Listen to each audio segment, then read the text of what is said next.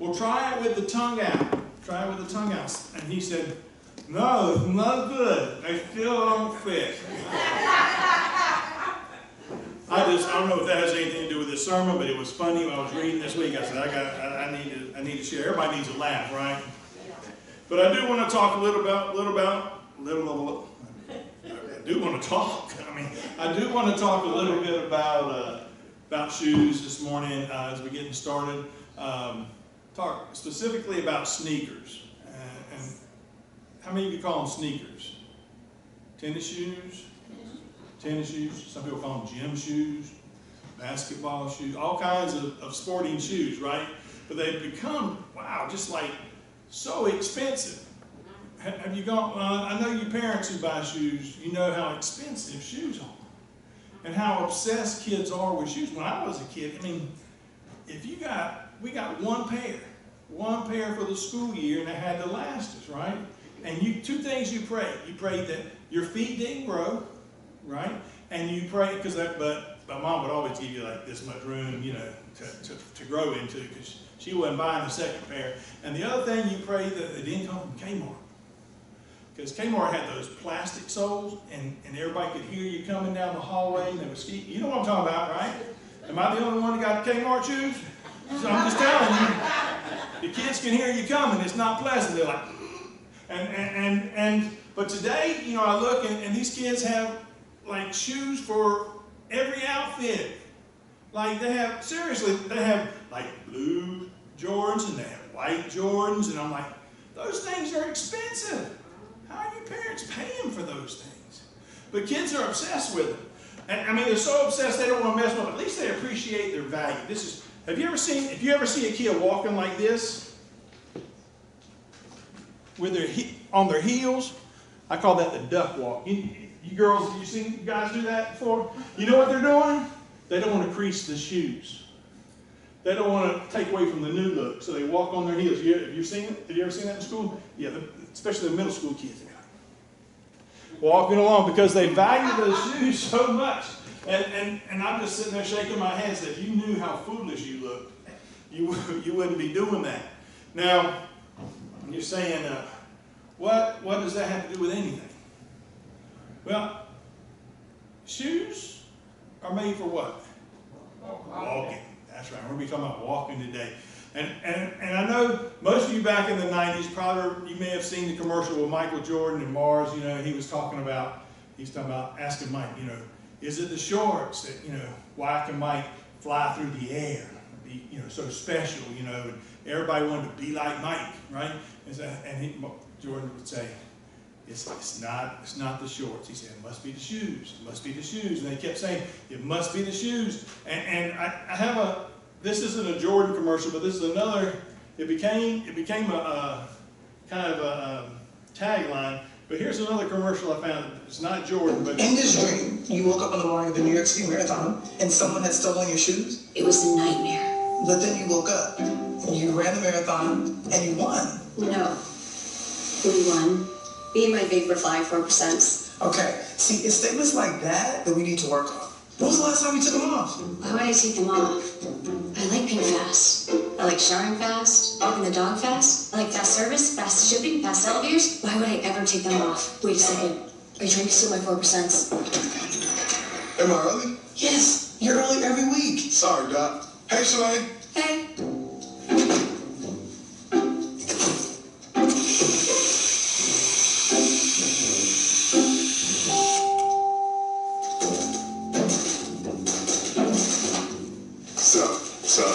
Good to see you again. Shalane, I need you to be honest with me. Do you shower with your shoes on? It's got to be the shoes, right? It's got to be the shoes. How many of you like shoes? How many of you got a pair of shoes for every outfit that match? Nobody? How many people have over 10 pairs of shoes? How many people have over 20 pairs of shoes? Is that for summer and winter? All your shoes. How many people have 30 pairs of shoes? I'm not going any farther than that. I can't take it. But the point is that we all have shoes and we like our shoes and they make us, but But tennis shoes have kind of taken over. And they, like I said, after Jordan, they started becoming, celebrities started making shoes after themselves. But the one that caught my eye this week as I was reading was, there was a gentleman who went and he decided, because everybody else, all the celebrities were making a shoe, and there's no bigger celebrity than Jesus, he was going to make a Jesus shoe. He was going to make a Jesus shoe. So what he did is he went and he bought a pair of Air Max 97s, I believe, and he went and put a gold cross on the laces.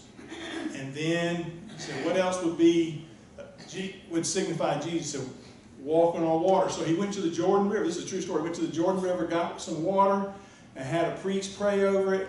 And then he took the water, the holy water, and put it in the pocket underneath the shoe. So it would signify Jesus walking on water. Now let me ask you this. How much do you think those shoes sold for?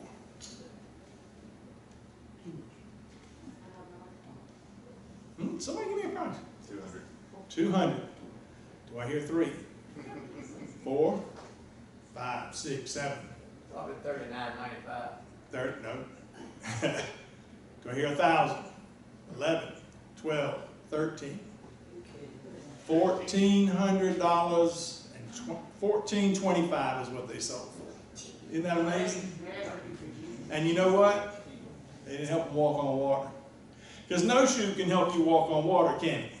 No, it's never going to be in the shoes. We're going to talk about that today. It's never in the shoes. It's in what? What? It's in what can help you walk on water? Faith. Faith. It's not about the shoes. It's about faith. Right? Right? You know, we look at today's story, and usually we skip right to the part where Peter's walking on the water, right? That's the most memorable part of that story, right? That Jesus is there, Peter walks, but it doesn't start there. It doesn't start there. We need to rewind it a little bit. We need to back up the bus, so to speak, and get to the beginning of the story. Jesus has been talking to all these people, and they leave, and he goes up on the mountain and does what? Praise. He goes up there and prays. That's important to know. Even Jesus prayed, right? So in the meantime, the disciples go out on their own, and they go out into the middle of it says they're in the middle of the sea, right? So they're out there in the middle of the sea, and the water is rough, right? The wind's blowing, and it's buffeted, so it's rocking back and forth, right? You ever been out in a boat in choppy water, and have you ever been there? Yeah, it's really kind of scary. But the waves were rough, and the boat's being buffeted, and they're out there, and you got to remember, it's nighttime. It's dark. It's not just dark, it's country dark. You know what country dark is, right? That's when you're away from the city and there's no lights. So the only light you have is what you brought with you. So when it's country dark, you got the stars and the moon, and you're hoping it's not a cloudy sky, right? Otherwise, it's really dark. It's scary dark. And so they're in the country dark. They're out in the middle of the water. There's no lights. And they see this figure coming towards them. The first thing they do is, I think that's a ghost. He said, I think you're right. It looks like a ghost. I don't know who else. Who else is going to be walking on water? And Jesus immediately says what? Be of good cheer. It's just me. It's just me.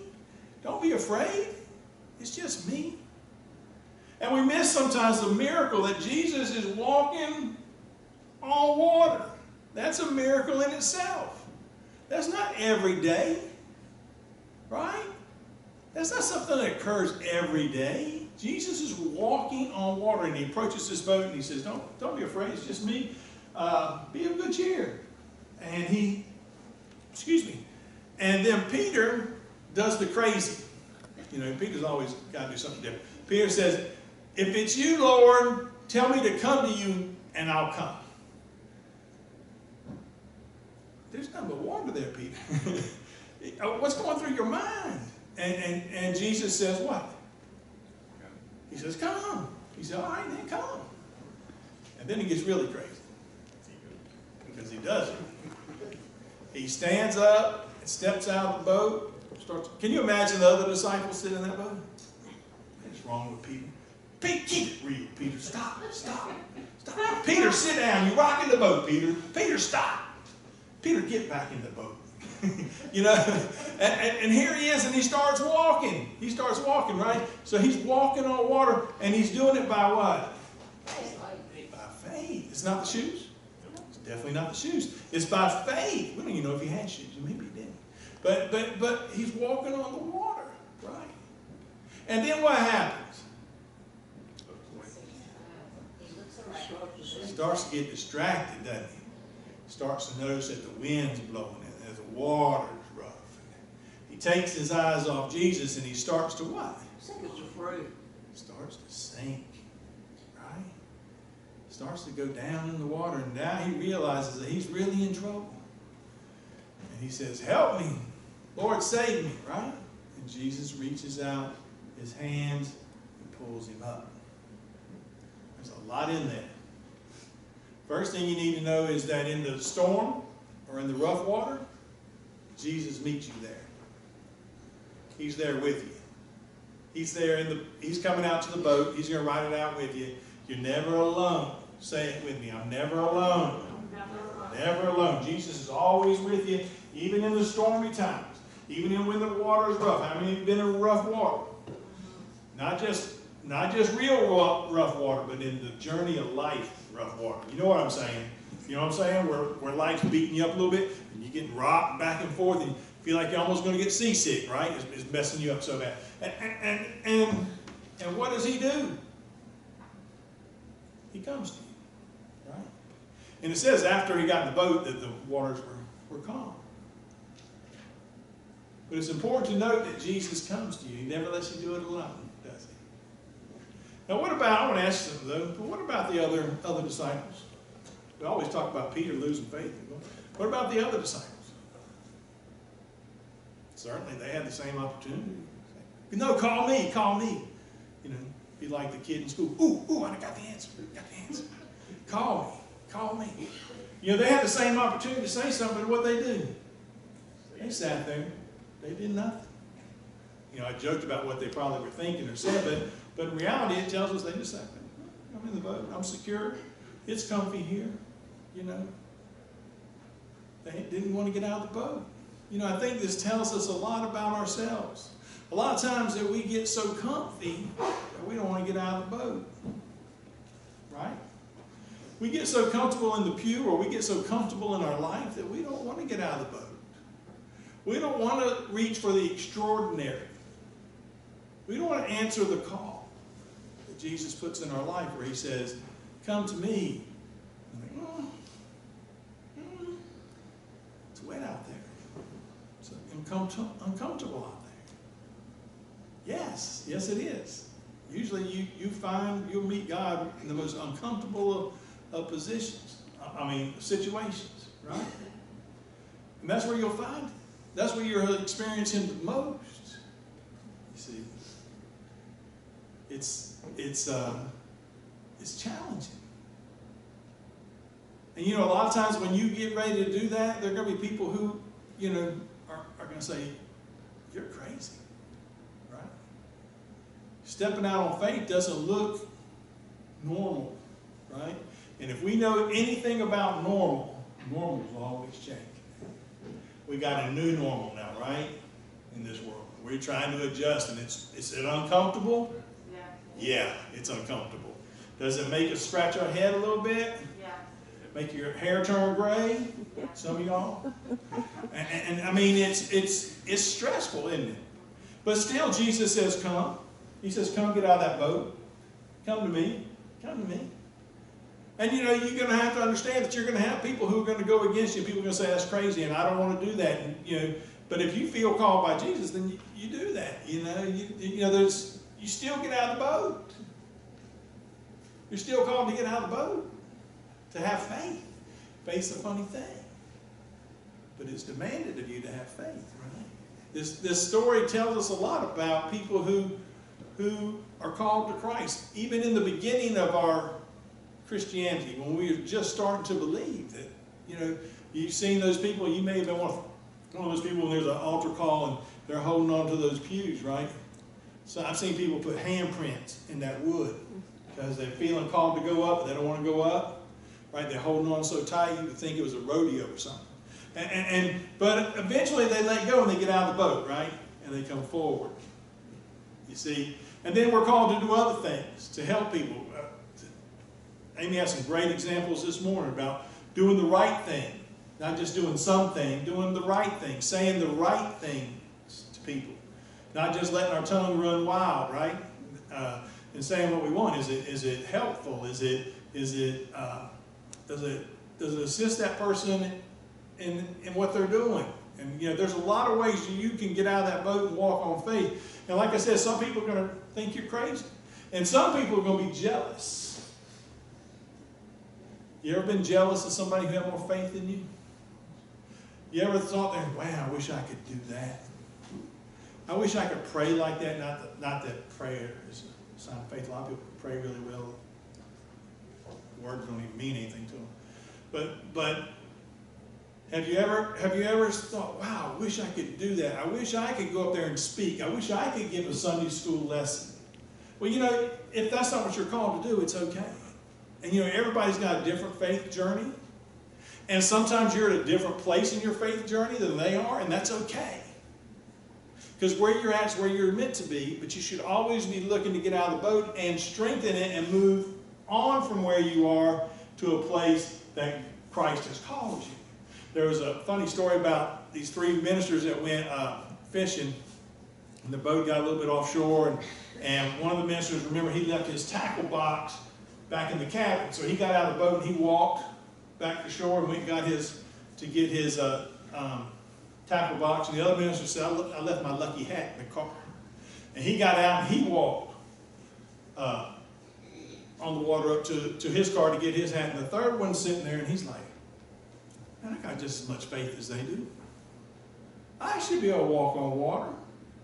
If they can get out of the boat and walk on water, I should be able to get out on water. And about this time, the other two ministers are coming back, and they get in the boat. And not to be outdone, that third minister gets out. He steps out of the boat and goes straight under the water. Goes all the way down. They pull him up, get him back in the boat. They had no more got him in the boat. He stepped out again. He was determined that he had enough faith. What do you think now? Went straight down. And they pulled him up again, and he looked at them, soaking wet, and he said, I don't get it. I have just as much faith as you do. Why can't I walk on water? Why can't I do it? And the two other ministers looked at him and said, you think we ought to tell him where the rocks are? It's not always as it seems, but it is important to know that your faith will carry you to where you need to be. See, I believe that thing will stay up there. But it will take you to where you need to go. But you have to answer that call, right? You have to be willing to answer the call to get out of the boat, to go where Jesus calls you. Now, I don't know where Jesus is calling you. I don't know what he's asking you to do. Sometimes it's at different levels, and sometimes it's at different places. Some of you work with people who are in need. Some of you, well, virtually you'll be going to school, but at some point you're going to return to hallways. And you're going to see people who need your help, who need a kind word. And I encourage you to go there and do that. Because not everybody's kind, are they? Are they? No. And a lot of times we'll see people being bullied or being picked on, and we'll just stand there and like, wow, that's bad. Or what they do in schools now is they pick up their phones and say, look at this. Start recording. That's how we can always find the fights, all the kids holding their phones up. Because if you see 10 kids holding their phones up, there's a fight in the middle. But they always want to record the bad behavior. But what I'm telling you is this. Be the one who gets out of the boat and says, man, you need to stop. You need to leave him or her alone. Go and stand with somebody that nobody else will stand with. Right? And it's not just the school girls that are in school here today. I'm talking to everybody. When you see something being done that's not right, get out of the boat and go fix it. Don't sit in the boat and say, wow, that's terrible. Yes, it is. Fix it. It is terrible. Do what you can do. You can't change the world, but you can change the world that's in front of you. Right? Start with what's around you. Right? Is it always going to be easy? No, I'm sure it ain't. It's going to be hard sometimes. As a matter of fact, it's going to be hard most of the time. Because it's hard when you get out of the boat. It's hard to keep your eyes on Jesus because the world's going to be coming at you, zoom, zoom, zoom, zoom, zoom, zoom. You know, what is somebody going to think if I do this? Zoom, zoom, I don't care. Zoom, zoom, zoom, you know. Don't get distracted by the waves. Don't get distracted by the wind. Keep your eyes on Jesus and the mission that He's called you to do. You know, every week you step out there, that's your mission field. You're a missionary. You're out there. When you encounter people, you bless them. Why do you do that? Why do you do that? Do you do that? Spread the faith. Spread the faith. You know, when you love somebody, they're experiencing God through you. Through you. You know, we want to walk on water like Jesus. We don't want to get out of the boat. We want to sit there and do nothing. Smile. Called to do more than smile. Called to get out of the boat. And the water's going to be rough. There was a lecturer who was talking about his rafting trip he had taken in Zambezi, which is in some country, which is in Zimbabwe, I'm sorry. And this river that they were going to go down is very rough. It's got huge rapids because it's fed by the Victoria Falls, which is the largest falls in the world, is my understanding. So the water gets rough. And the guide was telling them at the beginning of as they were about to go down, embark on their journey, he says, when your raft flips over, now notice, he didn't say if. He didn't say if your boat flips over, your raft flips over. He said, when your boat flips over, stay in the rough water. Don't go to the sides. And that sounds crazy, doesn't it? First off, when he said when, I'm out. I'm good. I'm a good swimmer, but I ain't experiencing that. I'm too old. So I will be out there. But they did it. But the reason he said stay in the rough water is that the still water to the side, where the water wasn't rushing, that's where the crocodiles stay. That'd be number 2 while I'm out. I ain't getting in that raft. But sometimes the still water looks easy, doesn't it? And Jesus says, stay in the rough water with me, and I'll carry you to where you're supposed to be, where I've called you to be, where I want you to be. You see, because you think about this for a minute. Peter stepped out of the boat, and he had faith. You got to have faith to step out of a boat to walk on water. There's no doubt he had faith. Can we agree on that? He had some faith. Most of us would not have stepped out of that boat. I think that's anybody would have come up with that in the middle of the night, water buffering the boat, see Jesus. Anybody would say, hey, call me, I want to walk on water too. Anybody here would think of that? I wouldn't think about that. I'd be like, come on and get in the boat, Jesus, calm the waters. I mean, this is getting a little rough. That's me. But he thought and had enough faith to get out of the boat. He said, call me and I'll come. Called him and he came, and then he lost faith. You see, so many of us start on good endeavors and then we lose faith. We lose sight of Jesus. We have a really good start on things, and then we say, oh, wait a minute. It's getting a little bit too hard. And we start to sink, don't we? We start to go down. And then we realize how badly we do need Jesus a lot of times. But you think about something. If Peter had kept walking, what if he had kept that faith? And what if he had kept walking? What if he had walked all the way to Jesus? You think his life would have been changed? You think his faith would have been changed? Knowing that he could walk on water? You don't think he would have? I think he would have believed even more than what he believed, that he was the Son of God. I don't think he would have denied Jesus 3 times had he completed that walk. Because his faith would have experienced something that nobody else has ever experienced. You know, sometimes your faith growth is very personal. And your journey and the steps you take is very personal. And we grow from those things that we dare to do. You know, faith is stepping out there in the darkness and not knowing if there's something there to catch you, but believing that there's something there to catch you. Have you ever gone down the steps at night when it's dark? You're believing that there's a step there to catch you when you go down. You're praying nobody remove that step, right? Sometimes we go down the steps not on our feet. We miss a step and slide, but we still get to the destination at the bottom of the steps. Trust me, I know. And what I want to tell you today is Jesus is calling you to get out of the boat. You believe that? In some way, some fashion this week, he's going to call you to get out of the boat. He's going to put people in your path that he's going to say, I need you to speak to them. I need you to be present for them. Don't hug them because I don't think we're supposed to be hugging. But if we were allowed to hug him, he may say, you need to give them a hug. You need to be present. You need to speak a kind word into their life. You need to see if you can help them in some ways. Because God's love. Right? And it says, if you love me, you'll keep my commandments. And he commands us to love our neighbors. Even the ones we don't like. And the journey's rough. And it's going to be filled with hardships. And it's going to be filled with bumps and potholes. And no matter what shoes you're wearing, it won't be easy. And it's not the shoes. It's the faith that'll carry you through. Are you ready to get out of that boat? I hope you are. Don't worry about the shoes you're wearing. Don't worry if they match your dress or your shoes. Pam's asked me sometimes, does these shoes look? I said, somebody's looking at your shoes. They got a very small life. Unless they're funny looking. Unless they're funny. You have funny looking shoes? No.